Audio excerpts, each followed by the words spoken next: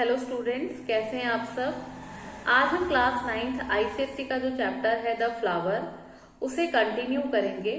हमने अपनी पिछली वीडियो में फ्लावर, उसके पार्ट्स, उसके essential parts, non essential parts, unisexual flower और बाइसेक्सुअल फ्लावर के बारे में पढ़ा था। उस वीडियो का लिंक मैं आपको डिस्क्रिप्शन बॉक्स में मेंशन कर दूंगी।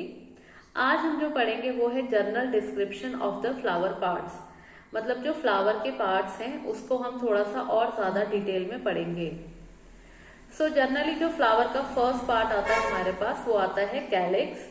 कैलिक्स का जो अदर नेम है वो है सेपल्स। सो सेपल्स क्या होते हैं, 5 इन नंबर होते हैं फ्लावर में, या तो 5 होते हैं या फिर 5 से ज्यादा होते हैं या फिर 5 से कम सेपल्स पाए जाते हैं। और सेपल्स का जो अरेंजमेंट होता है, या तो सेपल्स आपस में यूनाइटेड होते हैं, एक सेपल दूसरे सेपल के साथ ज्वाइंट होता है और एक सेपल जब दूसरे सेपल के साथ ज्वाइंट होता है, ऐसे सेपल्स के अरेंजमेंट को हम लोग गैमोसेपलस कहते हैं। और या फिर कई बार क्या होता है, एक सेपल फ्री होता है, दूसरा सेपल फ्री होता है, मतलब सेपल्स यूजुअली फ्री होते हैं, सो उस तरह के अरेंजमेंट को हम लोग पॉलीसेपलस कहते हैं। और आपने देखा होगा कि कई बार एक सेपल्स की सीरीज के साथ साथ एक सेकेंड सीरीज ऑफ सेपल्स भी स्टार्ट हो जाती है।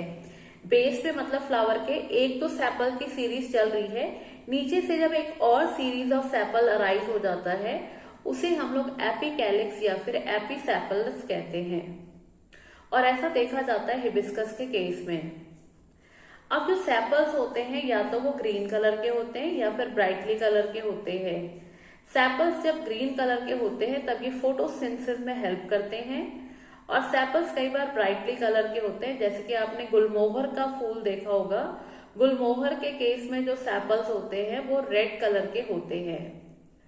सो सेपल्स का फंक्शन होता है, जब फ्लावर यंग स्टेज में होता है इसको ये उस टाइम पे प्रोटेक्ट करता है, और दूसरा ये फोटोसिंथेसिस में हेल्प करते हैं सेपल्स। आफ्टर सेपल्स जो हमारे पास नेक्स्ट पार्ट आता है वो आता है पेटल्स। पेटल्स जो होते हैं वो सिंगल वोल में अरेंज्ड होते हैं या फिर डबल वोल में अरेंज होते हैं, या फिर ये स्पाइरली अरेंज्ड होते हैं। स्पाइरली आपने देखा होगा वाटर लिली के प्लांट के केस में। पेटल्स का भी अरेंजमेंट इसी तरीके से होता है, या तो पेटल्स फ्री होते हैं, जब पेटल्स फ्रीली अरेंज होते हैं मतलब एक पेटल फ्री, दूसरी पेटल फ्री, तीसरी petal free, fourth petal free, जब पेटल्स फ्री होते हैं तो उसे हम लोग बोलते हैं पॉलीपेटलस। और जब पेटल्स आपस में यूनाइटेड होते हैं, पेटल्स आपस में यूनाइटेड होके फनल शेप्ड बनाते हैं या फिर ट्यूब लाइक स्ट्रक्चर शेप बनाते हैं। सो जब पेटल्स क्या होते हैं आपस में फ्यूज्ड होते हैं उसे हम लोग गैमोपेटलस कहते हैं।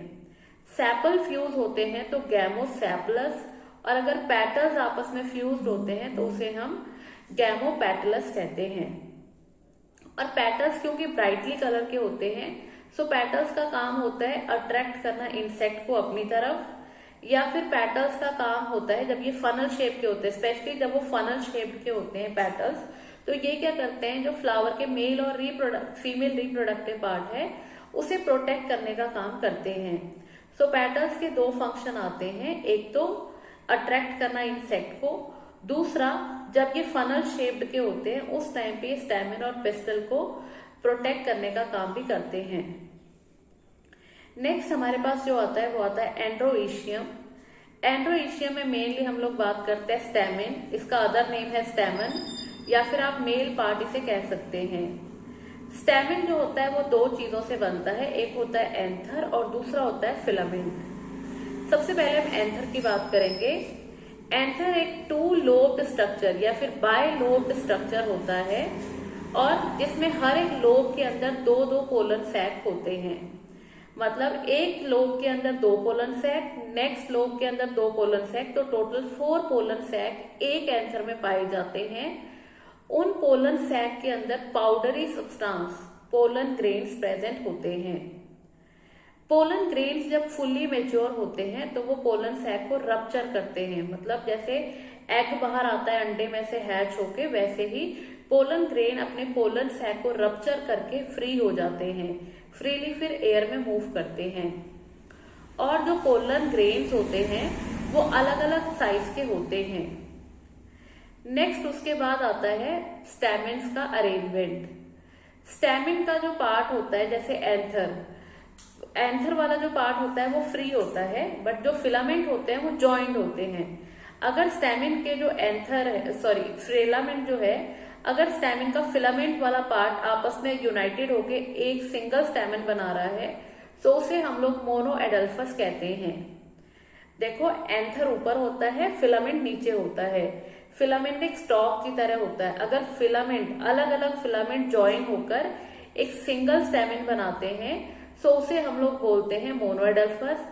अगर फिलामेंट ज्वाइन होकर दो ग्रुप बनाते हैं तो उसे हम बोलते हैं डायएडल्फस।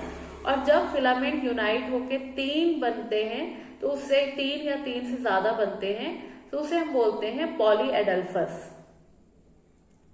नेक्स्ट उसके बाद जो हमारे पास आता है वो आता है गायनोइशियम। गायनोइशियम फीमेल पार्ट भी है जिसका अदर नेम है पेस्टेल, और इसके तीन पार्ट्स होते हैं, स्टिग्मा, स्टाइल और ओवरी। स्टिग्मा क्या होता है?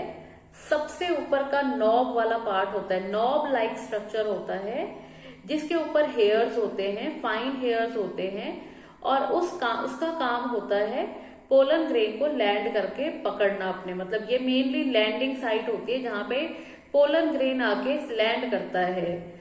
सो स्टिग्मा वो पार्ट है जहां पे पोलन ग्रेन आकर लैंड करता है। स्टिग्मा के बाद जो नेक्स्ट पार्ट आता है वो आता है हमारे पास स्टाइल।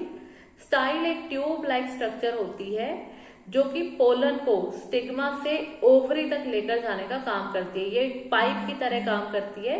स्टिग्मा से क्या करती है, पोलन ग्रेन को ओवरी, नीचे बेस पार्ट पे जो ओवरी है वहां तक ले जाने का काम करती है। सो स्टाइल ट्यूबुलर लाइक स्ट्रक्चर हो गया। स्टाइल के बाद जो हमारे पास नेक्स्ट स्ट्रक्चर आता है वो आता है ओवरी। ओवरी बेस पे सोलन पार्ट होता है। ओवरी के अंदर ओव्यूल होता है जो कि फीमेल जर्म सेल की तरह एक्ट करता है, और पोलन ग्रेन ओवरी में जाके ही ओव्यूल के साथ फ्यूज होता है। उसके कुछ टाइम के बाद ही फिर आगे क्या होता है, जाइगोट बनता है। जाइगोट रिपीटेडली डिवाइड होकर फिर एम्ब्रियो बनता है और फ्यूचर प्लांट बनता है। वो आगे प्रोसेस डिफरेंट है, उसके बारे में हम नेक्स्ट सेक्शन में पढ़ेंगे। सो ये था हमारे पास जनरल डिस्क्रिप्शन ऑफ फ्लावर।